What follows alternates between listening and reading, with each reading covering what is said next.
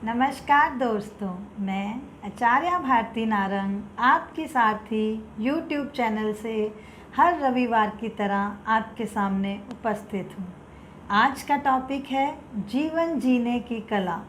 शायद बहुत से तरीके लोगों ने सुने होंगे कि हमें कैसे जीवन जीना चाहिए, अपने जीवन को किस तरह से चलाना चाहिए, लेकिन मेरे गुरुजनों ने जो मुझे सिखाया मैं वो सब आपके साथ शेयर करना चाहती हूँ, क्योंकि कहते हैं ना, ज्ञान बांटने से ही बढ़ता है। ठीक है, इससे पहले मैं स्टार्ट करूँ, मैं आपसे निवेदन करती हूँ मेरे YouTube चैनल को लाइक, शेयर एंड सब्सक्राइब करना ना भूलें। देखिए, भोलेनाथ को तो सब जानते हैं, भोलेनाथ की बहुत से लोग पूजा भी करते हैं, लेकिन ये भोलेनाथ अपने स्वरूप में हमें क्या समझाना चाहते हैं, हमें ये क्या बताना चाहते हैं। कहते हैं कि घर के मुखिया को भोलेनाथ की तरह ही रहना चाहिए, भोलेनाथ के स्वरूप को समझना चाहिए। आइए कैसे? देखिए, भोलेनाथ के रूप की बात करें तो वो एक साधु अवस्था में हैं, जिनके गले में सांप है, नीली कंठ है, मस्तक पर चंद्रमा विराजमान है और जटाओं में से गंगा बहती है। साथ में त्रिशूल है और डमरू है। कपड़ों की जगह देखें तो एक खाल उन्होंने अपने अंगिया पर बांधी हुई है और बैठे हैं पत्थर की शिला पर। यही भोलेनाथ का असली स्वरूप है, जो सदियों से चला आ रहा है। अब हम बात करते हैं कि इसे हम अपने डेली रूटीन में कैसे ढालें, हम कैसे भोलेनाथ की तरह बने। तो उनका ये समझाने का मतलब है, या हम कह सकते हैं कि वो अपने स्वरूप से हमें ये समझाना चाहते हैं कि ये जो गले में सांप है ना, ये एक्चुअली सांप नहीं, हमारे रिश्तेदार हैं, हमारे ताए, चाचे, मामा, बुआ, मासी या बिजनेस फ्रेंड्स जो भी हमारे सामने आते हैं वो हैं। मीन्स ये सांप हमें नुकसान तो नहीं पहुंचाते, लेकिन इन्हें साथ लेकर हमें चलना ही पड़ेगा, इन्हें हम अपनी लाइफ में छोड़ नहीं सकते हैं। नीलकंठ की अगर हम बात करते हैं तो वो जहर नहीं है जो भोलेनाथ जी ने अपने गले में लगाया हुआ है।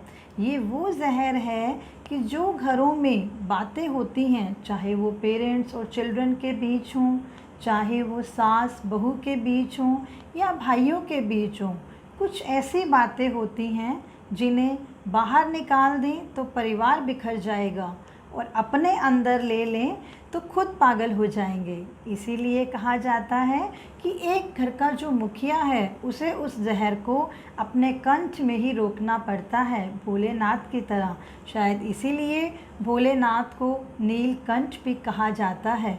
चंद्रमा मस्तक पर विराजमान है, उसका तात्पर्य है कि घर के मुखिया को अपने माइंड को हमेशा शांत रखना चाहिए, उत्तेजित नहीं होने देना, चंद्रमा की तरह शांत चित्त होना चाहिए, तभी वो अच्छे डिसीजंस अपनी फैमिली के लिए ले पाएगा। जटाओं में से गंगा मैया बह रही है, इसका तात्पर्य है कि अपने विचारों को हमेशा गतिमान रखना है कि वो किस तरह से तरक्की करे, अपने परिवार के बीच रहते हुए भी अपने विचारों को रोकना नहीं है, लगातार सोचते रहना है। अब बात आई अपने अंगिया पर एक वस्त्र पहनने की, तो ये क्या दिखाता है? ये शो करता है कि घर के मुखिया को अपने घर के हर छोटे बड़े इंसान की इच्छाओं की पूर्ति करना ही उसका तात्पर्य होता है, उसका मेन काम होता है। खुद के लिए वो कुछ ना करे, उसे किसी सूट बूट की आवश्यकता नहीं है, लेकिन घर के लोगों की इच्छाएं पूरी होती रहें। वो खुद एक कपड़े में भी गुजारा कर सकता है। अब बात करते हैं कि डमरू का क्या तात्पर्य है। डमरू का अर्थात है कि ऐसे इंसान को अपने आसपास, अपने समाज में, अपने कर्मों से, अपने विचारों से इतनी इज्जत बना लेनी चाहिए कि अगर जब उसको ज़रूरत पड़े और वो एक डमरू बजाए तो पूरे रिलेटिव्स, पूरा समाज उसके साथ खड़ा हो। त्रिशूल क्या दर्शाता है?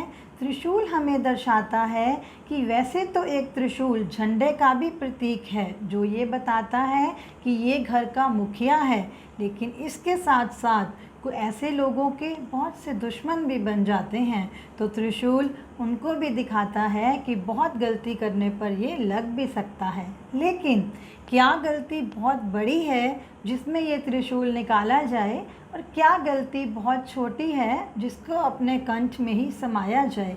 इसका विवेक होना बहुत ज़रूरी है। यदि घर का मुखिया भोलेनाथ के स्वरूप की तरह बनने की कोशिश करे और वैसा बन पाए तो वह परिवार बहुत ही खुशहाल रह सकता है। आज के लिए बस इतना ही। अगले रविवार मिलते हैं नए टॉपिक के साथ। धन्यवाद।